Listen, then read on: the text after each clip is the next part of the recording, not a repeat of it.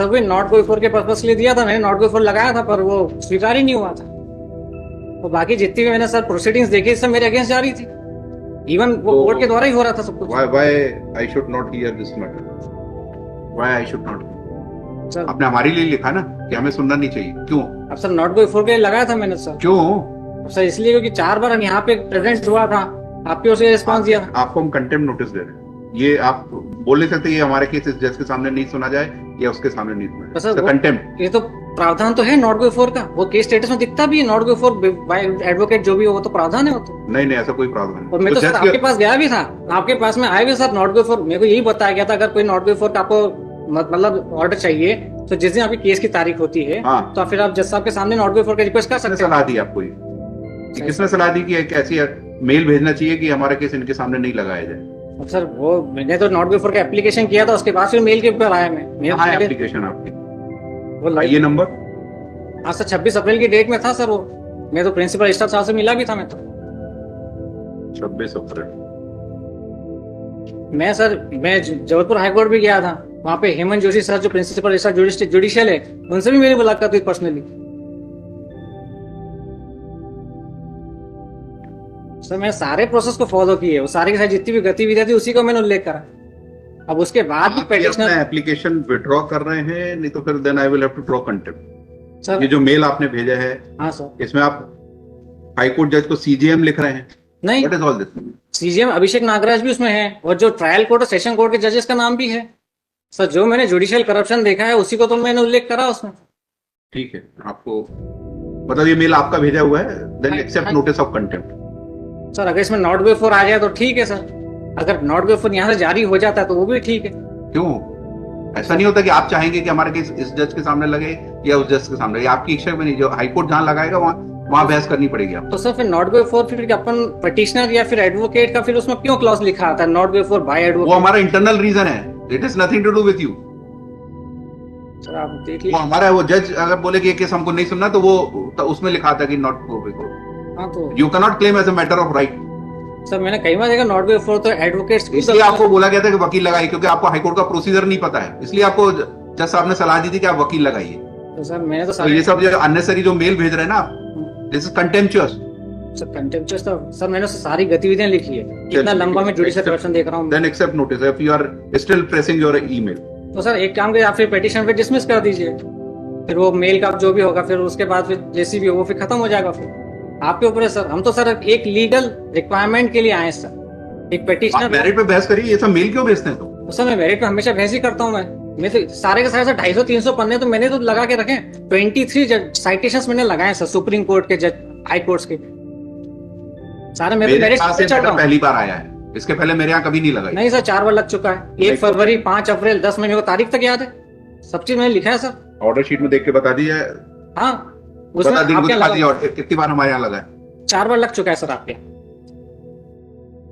और फिर मई के बाद समर वेकेशन के बाद पीसी गुप्ता सर के यहाँ लगा और फिर उसके बाद फिर वापस आपके पास आ गई।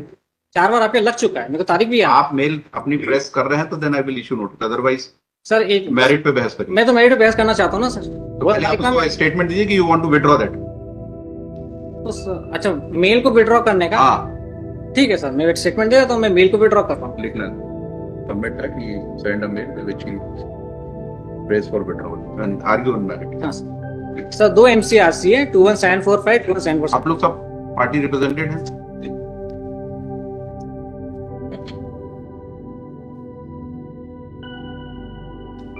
यस सर सबसे पहले MCRC 21745 सर 2 करोड़ का लैंड फ्रॉड है, उसकी FIR दर्ज की गई थी माधवनगर थाने में, मगर केवल धारा लगाई गई ओनली 420, जबकि 5 कूट रचित दस्तावेज के आधार पर क्राइम हुआ था। वो 5 कूट रचित दस्तावेज ये हैं: फर्जी नामांतरण आवेदन पत्र, फर्जी शपथ पत्र, फर्जी अनापत्ति शपथ पत्र, फर्जी क्षतिपूर्ति लेख और नकली वसीयतनामा। तो इन 5 कूट रचित दस्तावेज के आधार पर भी 467, 468, 471 की धाराएं नहीं लगाई गई। और फिर 2 करोड़ की सर फ्रॉड पर ट्रायल कोर्ट से इमीडिएटली बेल भी दे दी गई, हमने जबकि बेल पे आपत्ति दर्ज की थी। फिर हम ट्रायल कोर्ट, फिर सेशन कोर्ट, वहां पे हमने फिर बेल कैंसिलेशन और साथ में फिर धारा बढ़ाना और महिला को भी सह आरोपी बनाना। 2 करोड़ के फ्रॉड में महिला भी उसमें समान रूप से भागीदार है, महिला तक को आरोपी नहीं बनाएंगे। तो सर इसी रिक्वायरमेंट के साथ हमने ये MCRC 482 के अंदर फाइल करी है। तो सर 482 में sir alteration of charges, modification of charges, removal, addition of charges along with bail cancellation वो सब परमिसिबल है। तो सर यही हमारी वैधानिक रिक्वायरमेंट। ये कंप्लेंट कैसे की FIR? सर एफआईआर है सर, डायरेक्ट हाँ, एफआईआर लॉन्च की पेज- थी। पेज एक minute sir. But on 30/6/2023 they have filed a list of documents. उसके साथ चार्जशीट की कॉपी पेश की। Page 16 of their. कोई डॉक्यूमेंट सप्लाई नहीं किया, हाँ? डॉक्यूमेंट हमको कोई सप्लाई नहीं किया, हमको केवल We have the copy of charge sheet. We will argue from केवल पिटीशन का नोटिस हुआ। We have the copy of charge sheet. We can argue from that. Sir chargesheet के लिए सर रिकॉर्ड्स के लिए कॉलिंग हुआ था पिछले साल ही सत्येंद्र सिंह सर के समय, और मेरे सामने ही ये पुलिस थाने से रिकॉर्ड्स हाई कोर्ट में आए थे। फिर वो रिकॉर्ड्स मिस हो गए तो मैंने फिर दोबारा चार्जशीट को प्रस्तुत किया लिस्ट ऑफ डॉक्यूमेंट के साथ जून के महीने में 30 जून को।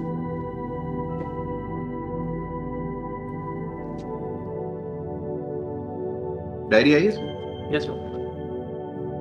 ठीक है। सर 30 ये FIR क्राइम नंबर 526 की है। Yes sir. Yes.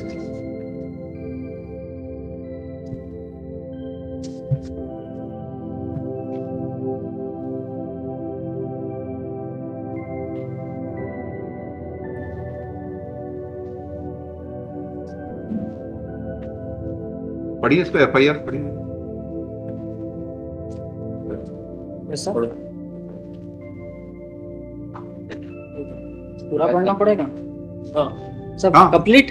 हाँ हाँ, उसी से तो पता लगेगा आपकी शिकायत क्या है। सर मैं माना था थाना तो सर फॉल्स एफिडेविट्स, अगर वसीयतनामे सर एक और चीज, एक लॉजिकल चीज मैं आपको बताना चाहूंगा सर, आज तक कभी भी इकलौते वारिस की स्थिति में, इकलौते वारिस के पक्ष में कभी वसीयतनामे की आवश्यकता ही नहीं पड़ी। तो ये वसीयतनामा तो ऐसे ही कूटरचित सिद्ध हो गया, हमको हस्ताक्षर की जरूरत ही नहीं।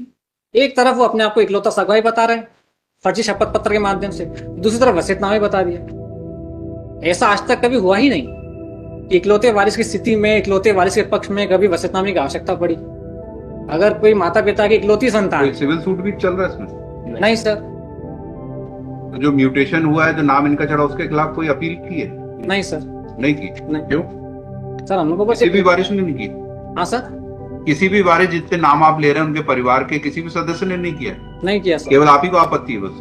हाँ सर, उनको जानकारी भी नहीं थी, और जब हो गई होगी जानकारी, इतना सब आप? हाँ तो वो सब उनके साथ मिले हुए ना सर, अब सब इकट्ठे हो हुए। हाँ सब, तभी तो मैंने अकेले ने एफआईआर कराई है सर। अच्छा, और बाकी बाकी लोग कौन है? सुभाष, शैलेंद्र, योगेंद्र? सर ये भी इनके भाई है, सगे भाई है। और सर इनको क्या मिला इसमें?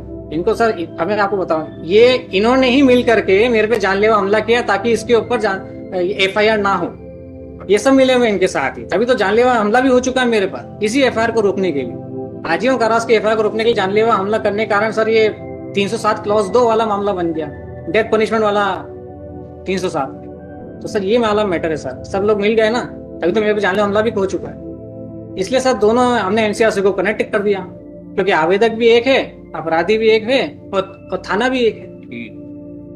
तो सर हम बस ये तो चाहते जो टोडरमल, ये आपके चाचा जी थे? हाँ, स्वर्गीय चाचा दोनों उनके कोई बच्चे शादी नहीं की थी उन्होंने? नहीं राहुल चाचा, तो ये शैलेंद्र आपका भाई है? नहीं उनका भाई है, किनका? मृतक जो चाचा है उनके भाई है। अच्छा, इनका लड़का। वो भी आपके चाचा ही हुए मतलब? हाँ वही मेरे चाचा ही हुए। ये भी टोटल के भाई के लड़के हैं, हाँ राजेंद्र के लड़के। हाँ, समझ गया। ठीक है, वो भाई है इनके, 64 साल के। हम्म। हम्म। तो सर 4 कागज के आधार पे इनके टोटल बन के कुल कितने भाई हैं? 5 भाई है सर, और 5 जीवित एक ही घर में रहते हैं सर। अच्छा, तो इन्होंने विल की कॉपी कहाँ है? विल की कॉपी लगी है सर, लगाई आपने? ये चार्जशीट में लगी है सर, बता रहा हूँ पेज नंबर लगी. 56 नंबर पेज है sir.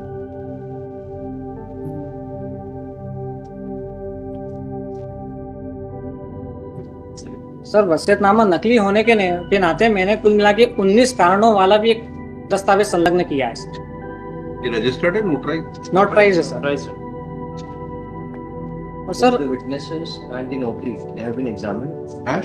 Both the witnesses, the trial क्या स्टेज है? ट्रायल क्या स्टेज है? sir, अभी तो चार्ज भी नहीं लगे.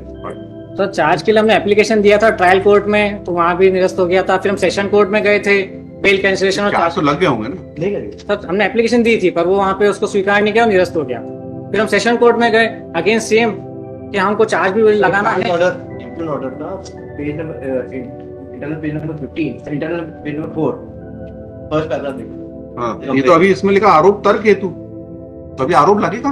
सर पर वहाँ पे हमने एप्लीकेशन दे दी थी, उसको भी हमने लगा के रखा है ना सर। इसलिए कोर्ट आपको कह रहा था कि आप वकील लगाइए, आपको प्रोसीजर ही नहीं समझ में आता है कि क्या होता है कोर्ट। आपने एलएलबी की है, सर 4822 में inherent powers of securing the ends of justice में किसी जो प्रकार की स्टेट का काम है वो हाई कोर्ट करे यहाँ चार्ज लगाने का। सर 482 में तो प्रावधान है सर इनहेरेंट पावर्स ऑफ और securing the ends of justice. और सर मेरे पास सुप्रीम कोर्ट के जजमेंट्स हैं जिसमें 482 में alteration of charges as well as cancellation of. पहले चार्ज लगाने तो दीजिए, आप ये सब बहस पहले वहां करिए। सर यहाँ पे सर ऑलरेडी है मेरे पास ये। वेस्टेड इनफ टाइम ऑफ नहीं सर ऑलरेडी मेरा टाइम वेस्ट हो गया सर 2 साल।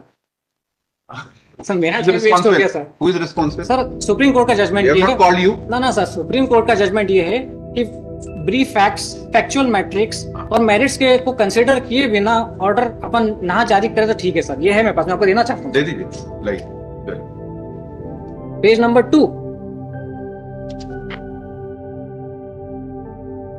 तो पैरा नंबर 10 तो सर सुप्रीम कोर्ट का जजमेंट ही है, तो फैक्चुअल मैट्रिक्स, ब्रीफ फैक्ट्स और मेरिट्स को तो कंसीडर करना पड़ेगा सर, जो भी केस जिस भी कोर्ट में प्रेजेंट होता है।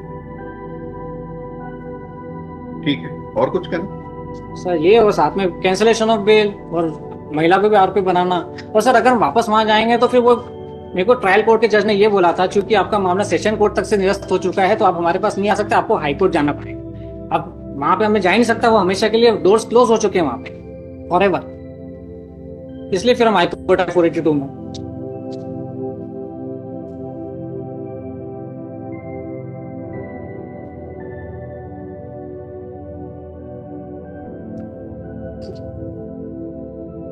चलिए क्या कहना है?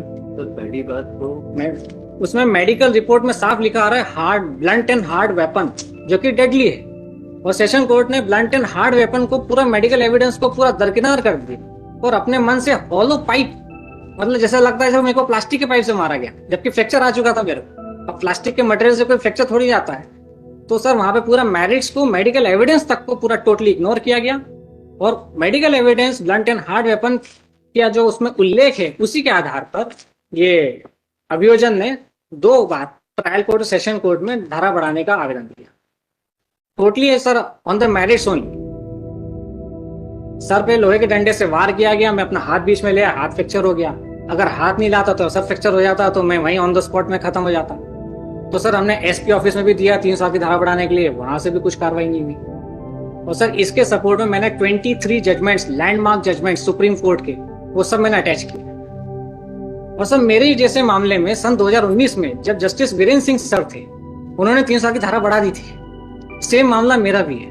तो सर मैं भी चाहता हूं कि जब इंदौर हाईकोर्ट में वीरेंद्र सिंह सर के द्वारा सेम मेरे मामले 3 साल की धारा बढ़ाई गई थी, तो आज वही 3 साल धारा मेरे मैटर में बढ़ जाए और ये 3 साल क्लॉज 2 का मामला बन गया, डेथ पनिशमेंट।